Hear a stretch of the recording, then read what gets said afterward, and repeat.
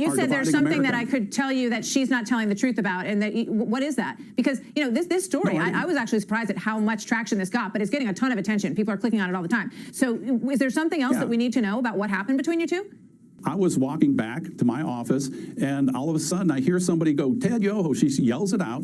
I turn around, and she's pointing her finger at me. She goes, "Ted Yoho, I am not done with you." And I'm like, okay. And that, like I said, and so I guess you see what's going on now is, she's making hay out of this. She's fundraising off of this. She's out in front of the Capitol wearing her COVID mask, playing that song, Boss, I'm not going to say it, playing Boss so-and-so, making fun of this. But yet she's on the floor crying, saying how bad this is. But yet she's out there saying the same thing. And, it's disingenuous. And, I've got a pretty good reputation, whether it's up there or down here in my district. I've practiced for almost 30 years. I'm not going to try to defend myself. I feel bad for Miss Ocasio-Cortez, who thinks this was. I called her these names. I've been quiet about this. I'm not. I'm not worried about this. I'm not asking anybody to defend me. I'm not going on YouTube. I'm not out in front of the Capitol playing whatever that Boss something. I don't listen to that music.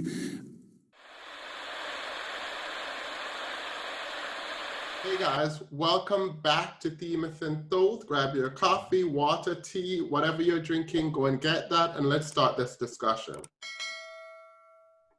So today we have Tara with us, and we're going to be talking about the AOC incident with Ted Yoho, and let's get into it right away, right? 2 days ago, I was walking up the steps of the Capitol when Representative Yoho suddenly turned a corner, and he was accompanied by Representative Roger Williams, and accosted me on the steps right here in front of our nation's Capitol. I was minding my own business, walking up the steps, and Representative Yoho put his finger in my face. He called me disgusting. He called me crazy. He called me out of my mind. And he called me dangerous. And then he took a few more steps. And after I had recognized his comments as rude, he walked away and said, "I'm rude. You're calling me rude." I took a few steps ahead, and I walked inside and cast my vote, because my constituents send me here each and every day to fight for them and to make sure that they are able to keep a roof over their head, that they're able to feed their families, that they're able to carry their lives with dignity. I walked back out, and there were reporters in the front of the Capitol, and in front of reporters, Representative Yoho called me, and I quote, "a These are the words that Representative Yoho levied against a congresswoman. Ted Yoho did appear on Fox News, and he claimed that this did not happen the way Alexandria Ocasio-Cortez says it did. Unfortunately for him, the other person with him apparently went deaf. Roger Williams from Texas, the representative from Texas, claims he does not know what happened. He didn't hear anything. So his alibi went deaf. However, the reporter, as you pointed out, said they heard everything. So now we have, in your place of employment, so to speak, a representative calling AOC the B word and cursing at her the F word, calling her disgusting. What does that mean for you? How did you digest and metabolize this? So I was not really shocked and outraged in any way because it was so familiar to me. I read it and I immediately identified probably the tone that he used, the tenor of the conversation, because it has happened to me my whole life. Before we started recording, I mentioned to you that things like this have happened to me in the past. And the first time I remember being called a bitch, I was 11 years old, and I was being, I guess, joking around with a soccer coach who then called me a bitch. And then from then on, I can remember various points in which I was very vocal about something that someone disagreed with. and negative or misogynistic words were used to describe me. Or I think the most familiar setting is like if you're in a bar and somebody approaches you and you turn them down or ask them to go away, and the response to that is so negative that they approach you with misogynistic words and things that are said. So it was sort of sad in a way that I was not surprised, and I'm sure this has happened to her so much before. See, so there's a couple of things, right? And like from my experience, I would just kind of not believe it happened, right? Like I have reason to believe that a person in the House of Representatives would not say this because it could be used as ammunition, like political ammunition. So I'm looking at this from a very political standpoint, but also from a very male perspective, right? Not ever having been called the B word myself, not using it to describe people. I didn't really think it was true when I first heard it. Like, I didn't. And that speaks, I think, of the kind of privilege I have, right? Which is a whole different topic. But what do you think of Representative Yoho on the floor saying that he would never do something like this, and this kind of non-apology saying that I have a wife, I have a sister, I have a daughter, rather. Does that mean anything? Because in my mind, it doesn't. Like, No, I hear this a lot of people saying in their apologies, I've let down my wife and my daughter and my sister and my cousin who's a woman or something like this. And it's sort of exhausting because many of the people in my circles who have been rude or misogynistic towards me do themselves have sisters and mothers and wives. yeah, I mean, And it never stopped them. yeah, by the definition, like by their justification, no one should be misogynistic, right? Every male has a mother, even if not in their life, or a sister, or some female in their life.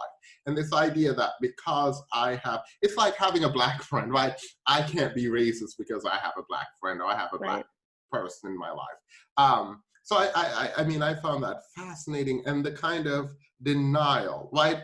And do you think that the other representative from Texas, Roger Williams, do you think he's complicit, right?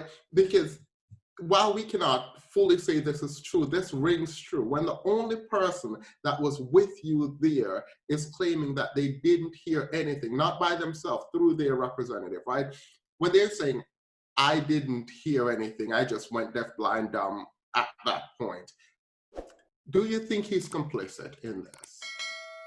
Absolutely, because, you know, I believe that it did happen, and for him to not say anything and not say anything publicly means that he is in a way consenting to it. He may go behind closed doors and say, hey, that was really not cool and you probably should not do that in the future. But that doesn't really matter when the public is watching this and watching him fall silent to the behavior of his colleague, who he does have the power to go out and say, oh, that was not okay, and I do not believe that that was appropriate behavior, but it's not politically expedient for him, and he's got his friends back. And, you know, this happens all the time. It's just as much the problem of the person who does the action as it is the silent individuals who watch it and don't say a word about it. I think that like rings true, because we have to start a culture where men call out other men, right? It cannot just be women standing up for women. Like, men have to engage in this fight against misogyny. I think that is fundamentally important. But also, when he went on the floor and he's explaining himself, right? He's saying, I did not do this, I did not do this. Does that give permission to other people? Is his action seemingly giving permission to other men to be this way? Because I've heard AOC talked about this when she talked about her experience, saying, it is not about me, right? I have a mother and I'm standing here to let her know that I don't accept this kind of language. but it is also giving permission to other people. And I'm standing here to let women know that they should not be willing to take this kind of abuse. Do you think in the same way that this is giving permission to other people? I think absolutely, because if you're so bold to say, this is not the first time he said this, I don't think. So, he was so bold to say it when she was standing right there and there were reporters and other people around. You better believe he said something similar, either about AOC or about other women behind closed doors. I also think his failure to really apologize and really take ownership of his actions does give other people permission to talk about AOC specifically, but then other people like her that fill similar positions, that are feminine, that are leaders, that take up space in spaces that, are not conventionally built for them. And her AOC, she's young, she's a woman, she wears colorful lipstick, she dresses up, all of these things that point to her womanhood, and she does so while being a huge progressive force on the Hill. This is something that I think offends, and she's invading the space of power that men are so comfortable with. And you touched on something that is really important that we need to talk about, but we probably won't do that today. It is this idea that working women who work, right, in the let's go back to the 1950s, right, and throughout history, have to carry themselves in this kind of almost like a caricature, right? Where you can't be too outlandish, you cannot speak your mind, you have to be, hysteria would be the word people use to describe women. Now we've kind of went to the B word, right? And I think that is fundamentally problematic, but that is a deeper conversation. But also you pointed out, again, this is their place of work. What do you think should happen? Because in a regular business, right? In a regular business where this kind of misogyny is on display, hopefully HR does something about it, right? But we don't have that kind of mechanism in Congress right now. We do have ethics committee, we do have ethics rule, we have censures. What should be done, in your opinion, now? And I know this is a loaded question. Yeah. Well, I will say, in a regular workplace, HR would ideally do something, but in no workplace or educational setting that I've ever been in where these things have happened, has anything ever happened besides a meeting or a brief pause in the individual's participation before they came back. That was perfect, right, for a learning moment and for everyone looking at me now. Again, this is why I needed you to have this discussion with me, right? Because I come from such a place, if we're talking about male, female, as a male, I am afforded certain privileges, and because of it, I cannot see directly the experience of women, right? And so in my romanticized version of the world, HR does in fact do something which I know now is not true, because that's why we have the Me Too movement. But thank you for I really do appreciate you pointing that out, because this romanticized version of the world is not okay, right? But yeah, sorry. I really appreciated that. But what do you think should happen to Yoho? I think at minimum he should be censured. I also think that the voters in his district should take a serious look at the type of person that they've elected into office. And while they may agree with his politics, do they really want a representative who stands for or takes this position about women in power, and truly evaluate that? I'm not sure that they will. It seems like animus for AOC is fueling his political aspirations here. But I think there's a difference between disagreeing with someone politically and making charged comments about them being and taking up space where they belong and have been duly elected to belong. Yes. Do you think the climate allows for that, right? Do you think the political climate where people are so, I talked about this yesterday, but siloed, right? Allow for that? Because what I've read on the comment section of Fox News is very different than the coverage on CNN. And the Fox News reporter actually opened up with Representative Yoho by saying, you've had a hard 24 hours, right? Thank you very much for joining us tonight. I know it's been a heck of a week for you, and we're glad you came here tonight to sort of tell your side of the story. And that kind of framing makes him out to be the victim. And the comments seem to suggest that it doesn't matter. Why are people mad about this? How can this be the news? Why is this the news? Do you think we in the US have gotten to the place in our climate where people are unwilling to accept this kind of behavior from elected officials? Or do you think we're still not ready to have that conversation and this will not affect him in any way? I don't think it will affect him in any way. I think that he will, this will be a part of conversation, and then something else will come up and people will totally forget that it happened in the first place, or they'll be more supportive of him. There are definitely women out there who also view AOC and call her and get angry at her for occupying the space she does. Misogyny is not only done by men, it is other women as well. I think that we are not in a political climate to hold elected officials to account for things like this, when we're not even in a political climate to hold elected officials to account for accusations of sexual assault, and also, sending in federal troops into major US cities. Oh, So yeah. I don't think this will affect really anything unless there's another candidate out there who's prepared to replace him who hasn't said something like this. And it depends on his district, which I'm not as familiar with. So what should we do, right? Because there's a feeling of disenchantment, right? There's a feeling of the loss of hope, and that we may not be as progressive as a country as we want to believe, progressive in thought process and our willingness to accept certain things. Because so much of what you're saying reminds me of the race question, right? It reminds me that African American can prop up and help white supremacy. Similarly, women engage in misogyny, and in a way that actually is more effective than a man, which we can call out directly.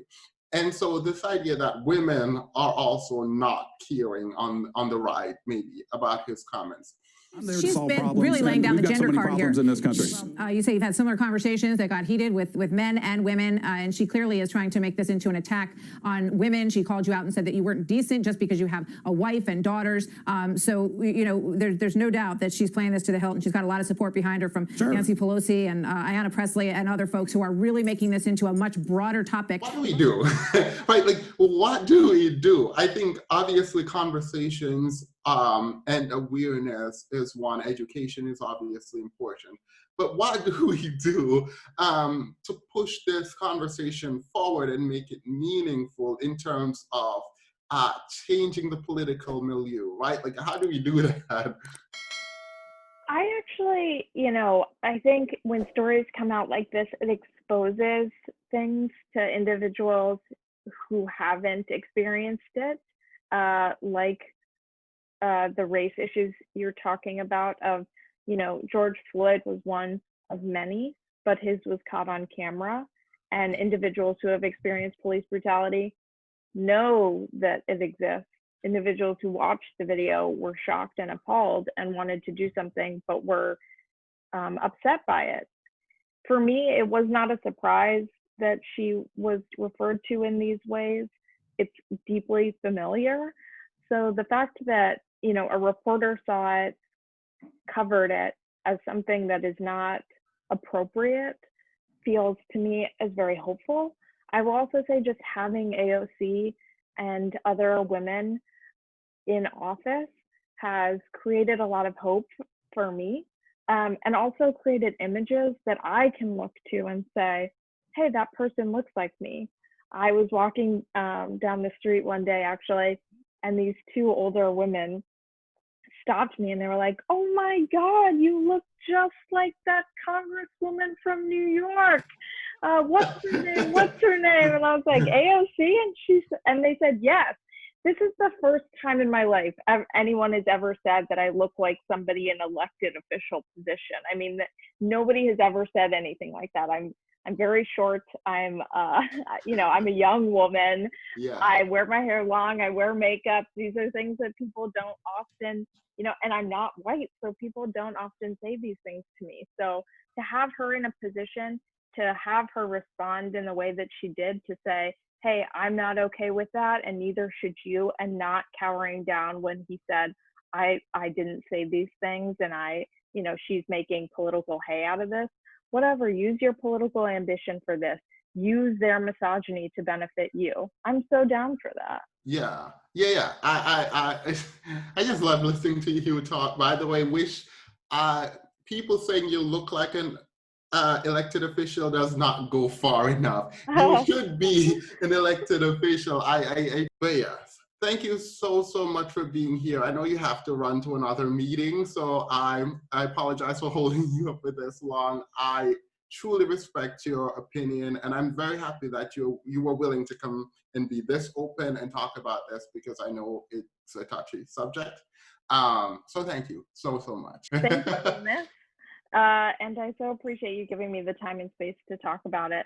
It can be difficult to talk about, but I think we tackle difficult issues on this podcast all the time, and it's such a gift to be able to be here. And for you guys watching, please comment down in the comment section below what your thoughts are. I'm looking forward to engaging with you, and I know Tara will be in the comments. So please let us know your thoughts, comment down below. And if you have not subscribed yet, please do that. Thank you so much. All right, have a good one. Bye.